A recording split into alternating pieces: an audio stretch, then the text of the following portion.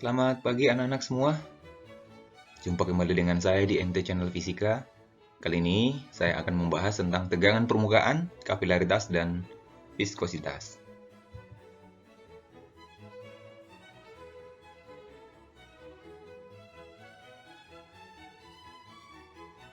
Oke, langsung saja ke topik yang pertama, yaitu dengan tegangan permukaan. Tegangan permukaan merupakan kecenderungan permukaan zat cair untuk menegang, sehingga permukaannya seperti ditutupi oleh suatu lapisan elastis, tampak seperti gambar. Peristiwa tersebut dapat disebabkan karena adanya gaya kohesi antar molekul. Sebagai akibatnya, resultan gaya tersebut akan membentuk selaput tipis pada permukaan zat cair.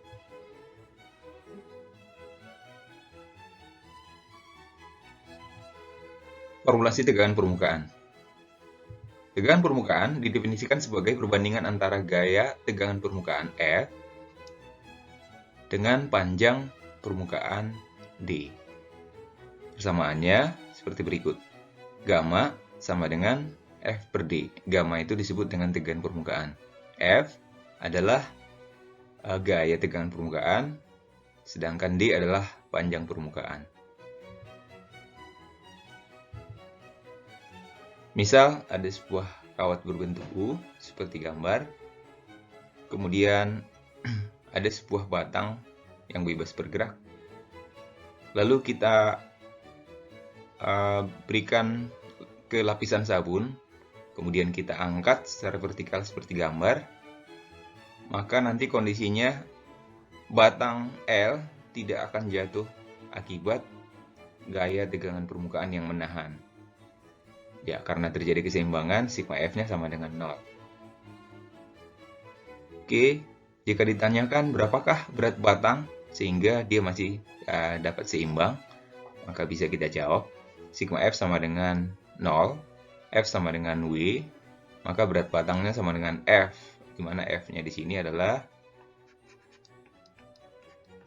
F itu seperti pada persamaan gamma sama dengan F per D, maka F-nya sama dengan gamma kali D. Nah, dalam hal ini D-nya berapa? Untuk suatu kawat seperti ini, ya, panjang permukaannya adalah 2L. Nah, kenapa 2L? Karena sisi sebelah kanan ya dan sisi sebelah kiri akan ditarik oleh gaya tegangan permukaan.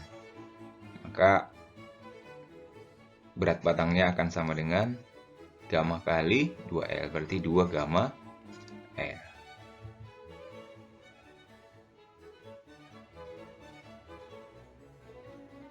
Kita lanjutkan dengan kapilaritas. Kapilaritas itu adalah gejala pipa kapiler, yaitu merupakan peristiwa naiknya atau turunnya permukaan suatu zat cair dalam suatu pembuluh yang sempit atau suatu pipa kecil, disebut pipa kapiler. Hal ini disebabkan karena adanya gaya kohesi dan adhesi. Nah, coba perhatikan permukaan air. Permukaan air itu kelihatan ini meniskus cekung.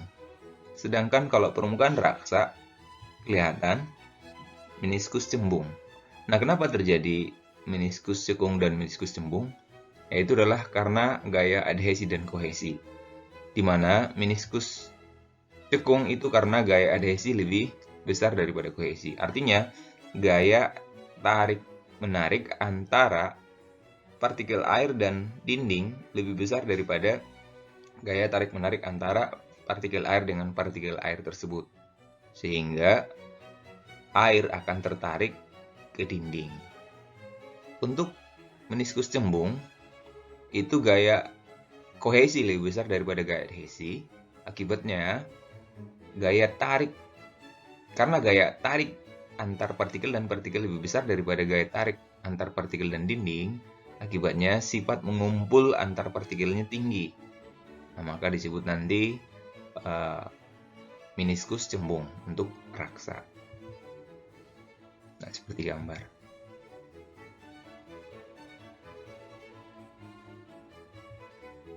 Lalu kenaikan atau penurunan permukaan zat cair dalam pipa kapiler itu berapa? Berapakah tingginya? Nah, kita lihat.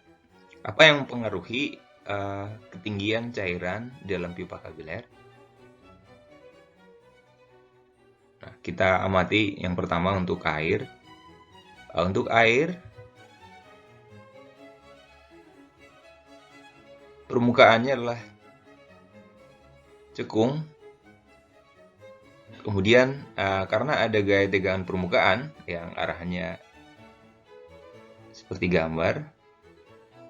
Kemudian kalau kita lihat air akan terangkat vertikal, maka yang mengangkat air itu adalah Fy, bukan F. Nah, Fy itu sendiri adalah F cos theta. Berapa air yang diangkat? Nah, kita lihat air yang diangkat seberat W. Nah, dalam kondisi seimbang, sigma F sama dengan 0, Fy min W sama dengan 0. Fy itu adalah F cos theta, massa air yang diangkat M kali G. Nah, kita ingat gaya yang mengangkat itu adalah gaya tegangan permukaan sendiri F per D, sehingga gaya yang mengangkat adalah gamma kali D.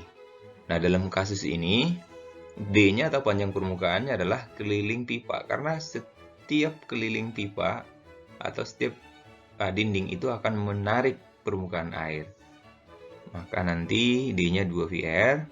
Nah, kita substitusi nanti, maka F sama dengan gamma kali 2VR. Nah, berarti 2 gamma VR kali cos theta sama dengan rho Vg. Di mana V, volume air yang terangkat itu adalah VR kuadrat kali tinggi. Maka gamma kali 2VR cos theta sama dengan rho VR kuadrat, kita substitusi dikali dengan H dikali dengan G gravitasi. Nah, dengan menyelesaikan persamaan ini kita coret ya. V-nya, R-nya juga 1 dicoret, sehingga kenaikannya adalah 2 gamma cos theta per rho GR. Nah, bagaimana dengan permukaan raksa turun? Nah, untuk penurunannya akan sama ya, sama saja dengan persamaan ini. Nah, di sini bedanya adalah turun. Ya, jadi permukaan raksa turun. Sebesar berapa turunnya? Yaitu sama dengan 2 gamma cos theta per rho GR. Dalam kasus ini berarti semakin kecil pipanya ya, berarti nanti tingginya akan semakin besar. Jadi kalau jari-jarinya besar, maka kenaikannya akan kecil. Kalau jari-jarinya kecil, maka kenaikannya akan besar. Oke, sebagai contoh, sebuah kartu flash bermassa 10 gram diletakkan perlahan-lahan di atas suatu cairan sehingga mengambang di atas cairan tersebut. Jika besaran tegangan permukaan cairan 0,8 Newton per meter, tentukan panjang keliling dari kartu tersebut. Nah, massa kartunya tadi 10 gram. Nah, langkah-langkah untuk menyelesaikannya, nah, kita tinjau dari gaya-gayanya. Sigma F di sini adalah 0 karena tidak ke bawah. Jadi kondisi seimbang, maka sigma F sama dengan 0. Nah, gaya yang ke atas itu adalah gaya tegangan permukaan, gaya yang ke bawah adalah W. Jadi samakan aja, sama dengan W. Nah, pertanyaannya adalah tentukan keliling dari kartu ini. Kelilingnya ini, yang ini ya.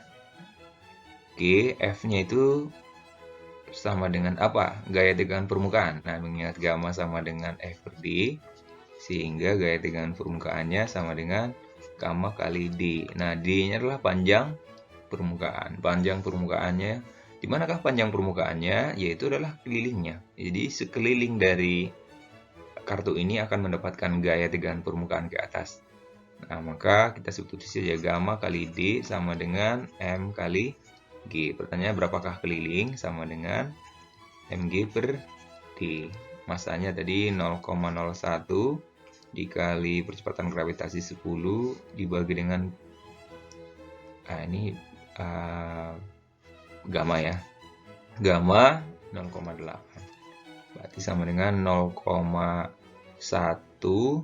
dibagi 0,8. 0,1 dibagi 0,8 itu adalah 0,125 meter atau 12,5 cm.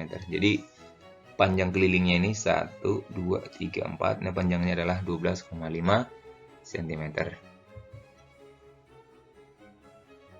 Kita lanjutkan contoh soal nomor 2. Permukaan air yang memiliki massa jenis 1 gram per cm pangkat 3 di dalam pipa kapiler berdiameter 1 mm adalah 4 cm. Jadi diketahui di sini massa jenis cairannya adalah 1000 kg per meter pangkat 3 berdiameter. Nah, dari diameter 1 mm itu bisa kita tahu jari-jarinya adalah setengahnya, berarti 0,5 mm atau ini sama dengan 5 kali 10 pangkat min 4 meter. Sudut kontaknya theta 60 derajat. Pertanyaan, berapakah tegangan permukaannya? Berapakah tegangan permukaannya? Maka bisa kita dapatkan dari persamaan tadi. Kenaikan pipanya ya diketahui di situ 4 cm. Nah, kenaikan pipa karena gejala pipa kapilaritas adalah 2 gamma cos theta dibagi dengan rho GR. Maka tinggal kita masukkan aja. Gamma akan sama dengan H dikali rho GR dibagi dengan 2 cos theta. H-nya 4 cm berarti 4 kali 10 pangkat min 2 dikali 1000 dikali dengan 10 dikali dengan jari-jarinya 5 kali 10 pangkat min 4 dibagi dengan 2 kali cos theta. Cos 60 itu adalah setengah. Sehingga kita bisa dapatkan 4 kali 5 20 kali 10 pangkat min 4 nya habis nih, min 4 dengan ini ya, sehingga 20 kali 10 pangkat min 2 itu adalah 0,2.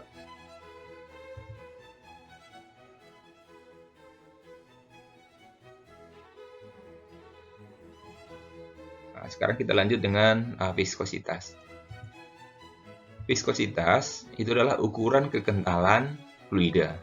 Semakin kental fluida, maka viskositasnya akan semakin besar.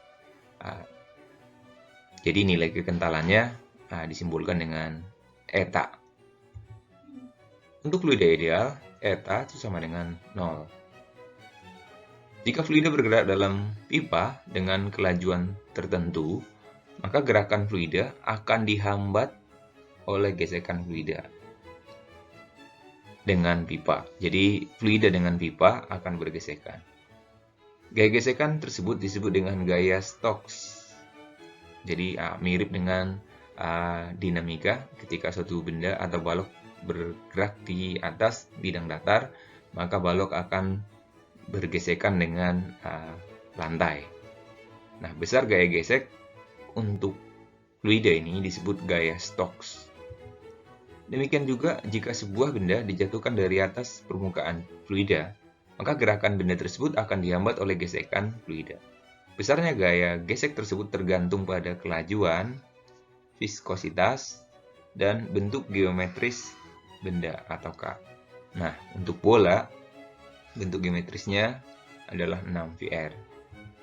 Besarnya gaya viskositas atau gaya gesek sama dengan K eta dikali V, dimana untuk bola sendiri tadi gaya gesekannya jadi 6 VR eta dikali V, dimana V adalah kecepatan, eta adalah koefisien viskositasnya, sedangkan R adalah jari-jari bola.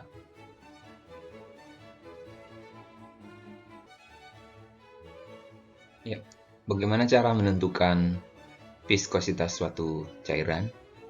Nah, caranya adalah dengan menentukan kecepatan terminal atau kecepatan maksimum benda tersebut dalam zat cair. Nah, kita lakukan suatu percobaan misalnya seperti gambar. Misal benda dilepaskan dari ketinggian tertentu di atas permukaan air, dia akan mengalami gerakan ke bawah seperti gambar berikut. Nah, kita misalkan aja ini adalah posisi 1, posisi 2, posisi 3, dan posisi 4. Posisi 1, 2, 3, dan 4. Nah, di titik 1 ini gaya yang bekerja hanya W.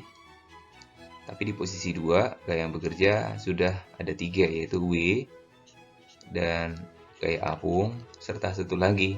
Karena dia bergerak dengan kecepatan V, maka dia akan mengalami gaya viskositas sebesar F.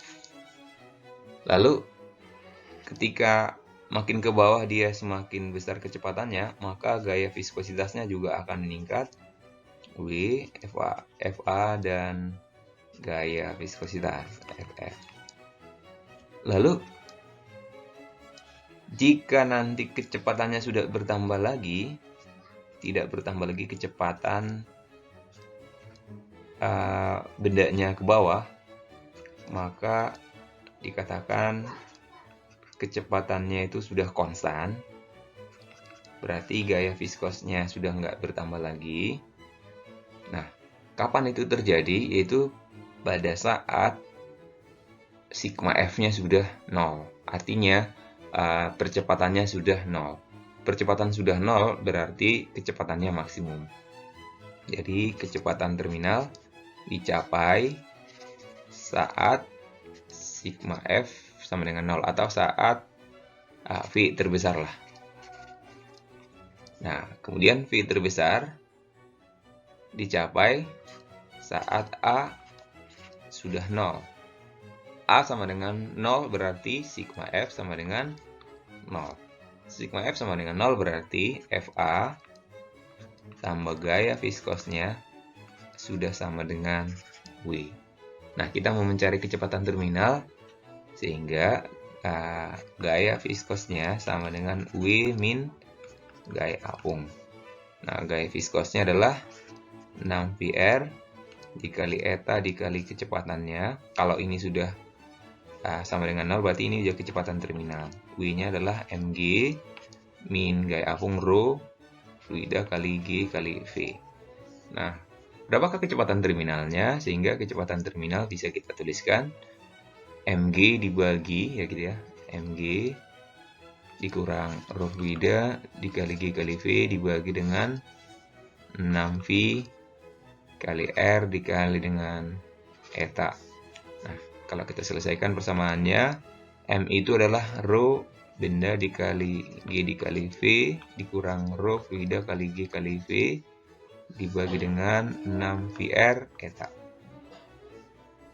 Lalu, kalau kita keluarkan rho benda kali G-nya, rho benda min rho fluida, kita keluarkan ya, dikali G dikali volumenya. Nah, volume bendanya itu adalah karena bendanya berbentuk bola, maka 4/3 VR pangkat 3 dibagi dengan 6VR kali eta.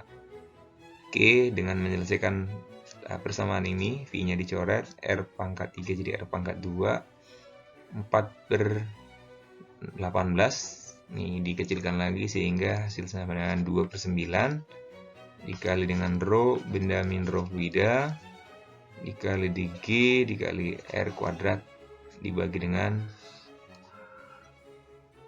eta. Nah, inilah kecepatan terminalnya.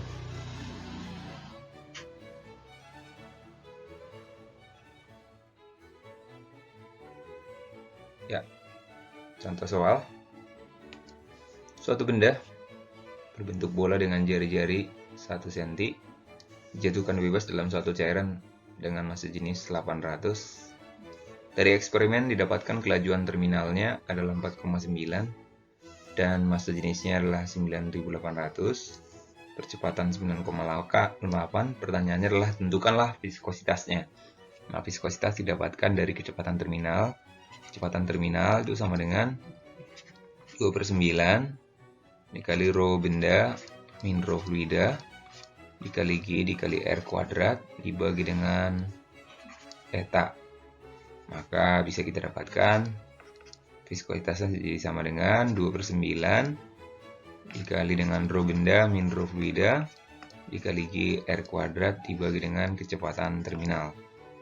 Nah, kecepatan terminalnya tadi diketahui, sehingga eta akan sama dengan 2/9 dikali rho bendanya langsung dikurang rho fluida, itu sebesar 9.000 dikali dengan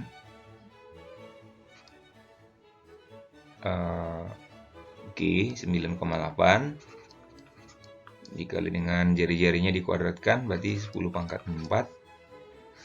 Nah, ini tadi jari-jarinya ya. Dibagi dengan kecepatan terminal untuk 4,9. Nah, ini dicoret. Sehingga kita dapatkan ini 2 kali 2 berarti 4.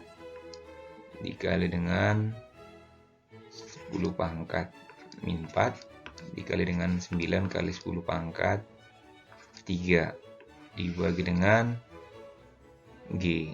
Dibagi dengan 9 dicoret. Sehingga sama dengan 0,4. Ya. Nilainya adalah 0,4. Ya, contoh soal nomor 2. Dari hasil eksperimen didapatkan grafik seperti gambar. Eksperimen menentukan viskositas. Bola yang digunakan adalah bola berjari-jari 3 cm, berarti jari-jarinya adalah 3 kali 10 pangkat min 2. Ya gitu ya. Dijatuhkan tanpa kecepatan awal. Lalu didapatkan data dan dituangkan dalam grafik seperti gambar. Jika massa jenisnya si cairan adalah 1200, sedangkan massa jenis benda yang dijatuhkan adalah 6200, kecepatan gravitasi 10, pertanyaannya viskositasnya berapa? Maka kita dapatkan viskositas dari kecepatan terminalnya. Kecepatan terminal adalah 2/9 rho benda min rho fluida dikali G dikali R kuadrat dibagi dengan eta. Sehingga viskositasnya kita dapatkan 2/9 dikali rho benda min rho fluida dikali G dikali R kuadrat dibagi dengan kecepatan terminal. Nah, 2/9 dikali rho benda kurang rho fluida dikurangkan menjadi 5.000 ya. Dikali dengan 10 dikali dengan R kuadrat berarti 9 dikali 10 pangkat min 4. Nah, dibagi dengan kecepatan terminalnya. Berapakah kecepatan terminalnya? Dari grafik ini bisa kita tentukan. Cara menentukan kecepatan terminal dari grafik adalah lihat kecepatan terbesarnya. Karena kecepatan terminal adalah kecepatan terbesar. Jadi mula-mula kecepatannya 0 dijatuhkan makin lama makin cepat. Tapi ada saatnya kecepatannya tetap. Kecepatan tetap itu adalah kecepatan terbesar atau kecepatan terminal. Pada detik ke-10 dan seterusnya, kecepatannya akan tetap sebesar 25. Jadi kecepatan terminalnya adalah 25. Oke. Maka kita tinggal coret ini 9 habis ya. Nah, 25 dengan 5.000 itu adalah 200 kali 10 2000, 4000 kali 10 pangkat min 4 itu sama dengan 0,4.